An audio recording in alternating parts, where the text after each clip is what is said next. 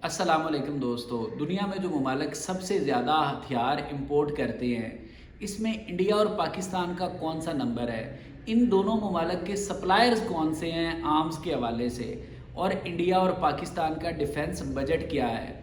इन सारी बातों के हवाले से अल जज़ीरा ने एक बड़ी डिटेल्ड रिपोर्ट जारी की है, और इस रिपोर्ट के मुख्तलिफ पॉइंट्स हैं, हम उन पर बारी बारी बात कर लेते हैं। सबसे पहले इस रिपोर्ट में पहले 5 आर्म्स इंपोर्टर बताए गए हैं कि जो सबसे ज़्यादा दुनिया में हथियार इंपोर्ट करते हैं। तो इसमें देखें, पहले नंबर पे आता है यूक्रेन, दूसरे नंबर पे इंडिया है और पाँचवें नंबर पे पाकिस्तान है। तो यानी इंडिया और पाकिस्तान दोनों पहले उन 5 ममालिक में आते हैं जो सबसे ज़्यादा आर्म्स इंपोर्ट करते हैं।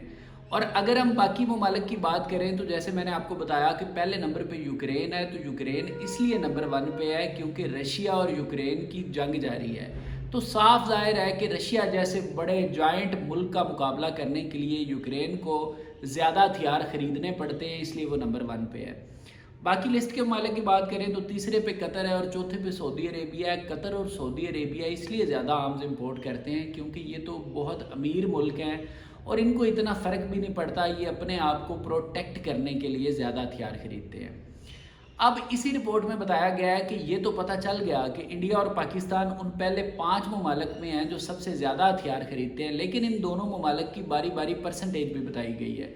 तो पहले हम इंडिया की परसेंटेज देखते हैं कि इंडिया जो दुनिया में टोटल हथियार खरीदे जाते हैं उसका कितने परसेंट इंडिया खरीदता है। तो जो दुनिया में टोटल हथियार खरीदे जाते हैं ना, ये हेडिंग से भी पता चल रहा है, share of global arms imports between 2020 and 2024, कि दुनिया में जो टोटल आर्म्स इंपोर्ट किए गए उसका कितना शेयर है इंडिया का। इंडिया का शेयर है 8.3%। ये इंडिया हथियार खरीदता है, दुनिया की जो टोटल इंपोर्ट्स होती हैं उसमें से ये शेयर है इंडिया का। अब इंडिया के सप्लायर्स कौन से हैं, कौन से वो ममालिक हैं जिनसे इंडिया हथियार खरीदता है? तो सप्लायर्स जो हैं इंडिया के, उसमें पहला नंबर आता है रशिया का। इंडिया बहुत पुराना पार्टनर है रशिया का आर्म्स के हवाले से, बड़ी देर से इंडिया रशिया से हथियार खरीद रहा है, क्योंकि दुनिया में जब ब्लॉक्स बने थे तो पाकिस्तान अमेरिकन ब्लॉक में चला गया था और जो इंडिया है ये रशियन ब्लॉक में चला गया था। इसीलिए इंडिया के एक जो हिस्टोरिकल अलायंस है वो रशिया के साथ है और रशिया ही इनका सबसे बड़ा सप्लायर है। तो 36% जो इंडिया हथियार खरीदता है वो रशिया से खरीदता है। फिर दूसरे नंबर पे फ्रांस आता है, फ्रांस से 33%। फ्रांस के हथियारों की एक बहुत बड़ी एग्जांपल है राफेल तैयारे, राफेल जंगी जहाज़। इंडिया ने ये जंगी जहाज़ फ्रांस से खरीदे। इंडिया इन्हीं जंगी जहाज़ों पर बहुत ज़्यादा इतराता भी था कि हमारे पास लेटेस्ट टेक्नोलॉजी के हथियार हैं। हालांकि ये लेटेस्ट टेक्नोलॉजी के हथियार भी टिक नहीं सके और इंडिया के 3 राफेल तैयारों के तबाह होने की खबरें चलती रही हैं इंडिया और पाकिस्तान के कन्फ्लिक्ट के दरमियान। खैर, बैक टू द पॉइंट, देखिए अगला मुल्क कौन सा है जो इंडिया को हथियार सप्लाई करता है। तो जनाब इसराइल अगला मुल्क है और ये 18% इंडिया हथियार खरीदता है इसराइल से अपनी टोटल इंपोर्ट का, और 13% बाकी दुनिया से इंडिया हथियार खरीदता है। अब इसी तरह से इस रिपोर्ट में आगे जाके पाकिस्तान का शेयर भी बताया गया है कि पाकिस्तान कितने परसेंट हथियार खरीदता है टोटल दुनिया की जो इंपोर्ट होती है। तो उसमें आप देखें कि पाकिस्तान का शेयर है 4.6%। 4.6% दुनिया की टोटल इंपोर्ट का, हथियारों की इंपोर्ट का हिस्सा किसका है? पाकिस्तान का। और पाकिस्तान के भी सप्लायर्स बताए गए हैं। पाकिस्तान के सप्लायर्स बहुत इंटरेस्टिंग है। तो ये पाकिस्तान के सप्लायर्स देखें, इसमें नंबर 1 पे है जनाब चाइना। चाइना से पाकिस्तान 81% हथियार सिर्फ चाइना से खरीदता है।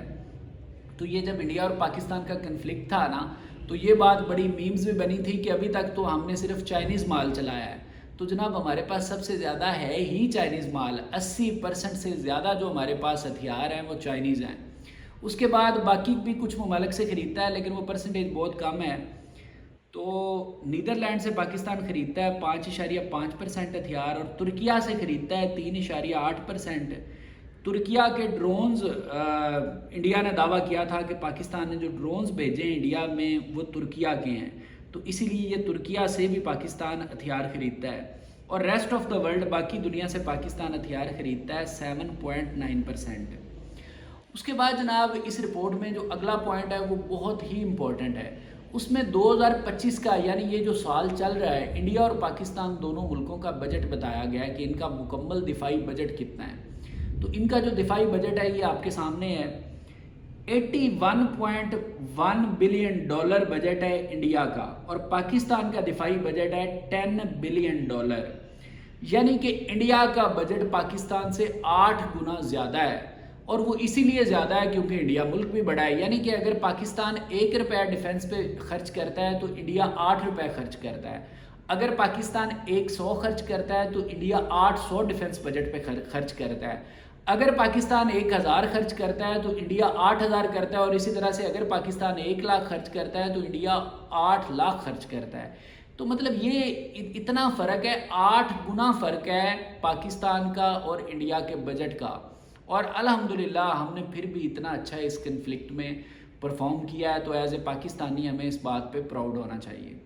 یہ ہے جناب ان دونوں ملکوں کا ڈیفنس بجٹ، لیکن اس پہ میں تھوڑی سی بات کرنا چاہتا ہوں، اپنا تجزیہ دینا چاہتا ہوں۔ دیکھیں پاکستان کا ڈیفنس بجٹ پہلے دیکھ لیتے ہیں، وہ کتنا ہے، 10 بلین ڈالر، اور پاکستان نے آئی ایم ایف سے ابھی ریسنٹلی قسط کتنی لی ہے، 2.3 بلین ڈالر کی، صرف 2.3 بلین ڈالر کی، اور کیسے قسط لی ہے، منتیں ترلے کر کے پاکستان نے آئی ایم ایف سے یہ 2.3 بلین ڈالر کی قسط لی ہے، یہ جو ابھی ہمیں ریسنٹلی گرانٹ ہوئی ہے۔ لیکن ہم اپنے ڈیفنس بجٹ پہ صرف کتنا خرچ کر رہے ہیں، 10 بلین ڈالر، یعنی اس سے 4 گنا جتنی ہم نے آئی ایم ایف سے قسط لی ہے، تو یہ اتنی بڑی اماؤنٹ ہے۔ اسی طرح سے انڈیا 81 بلین ڈالر خرچ کر رہا ہے اپنے دفاعی بجٹ پہ۔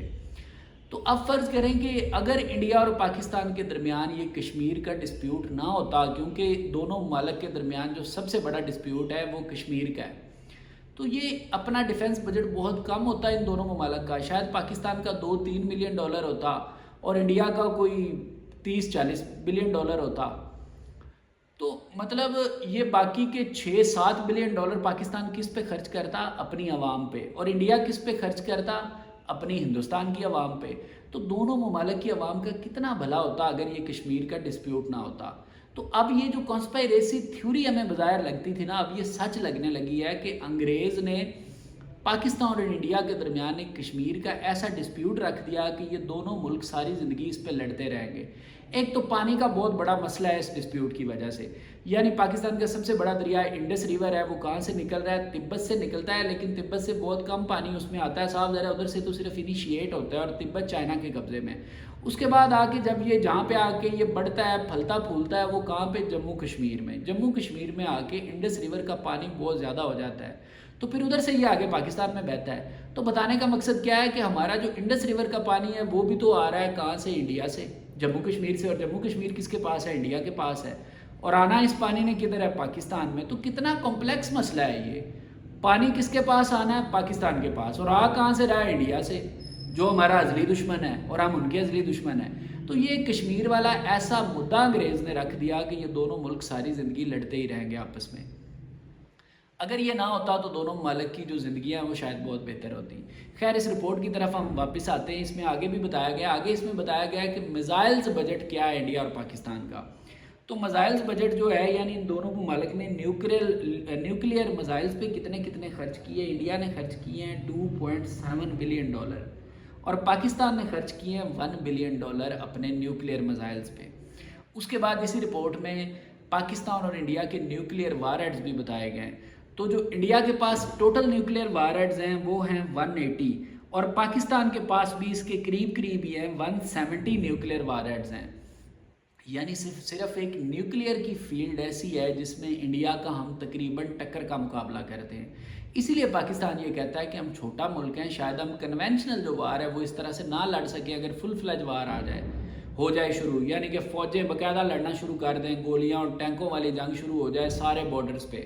ابھی تو صرف ایئر فورس کا آپس میں کنفلکٹ ہوا تھا نا، اگر فوجیں لڑنا شروع کر دیں، مطلب انڈیا کی فوج بہت بڑی ہے، اگر وہ گولیاں چلانا شروع کر دیں، ٹینکوں کا استعمال کر دیں تمام بارڈرز پہ، تو ہمارے پاس صرف پھر مقابلہ ہم کہاں سے کر سکتے ہیں، نیوکلیئر کے حساب سے، اور نیوکلیئر وار ہیڈز کے حساب سے اگر آپ یہ رپورٹ بھی دیکھیں تو پاکستان انڈیا کا برابری کا تقریباً مقابلہ کرتا ہے، یعنی انڈیا کے پاس 180 ہے اور پاکستان کے پاس ہے نیوکلیئر وار ہیڈز 170۔ تو یہ جناب ایک رپورٹ تھی الجزیرہ کی، جو کہ بڑی ہی، جیسے میں نے بتایا، ڈیٹیلڈ رپورٹ تھی انڈیا اور پاکستان کے بجٹ کے حوالے سے اور ان کے آرمز امپورٹ کرنے کے حوالے سے۔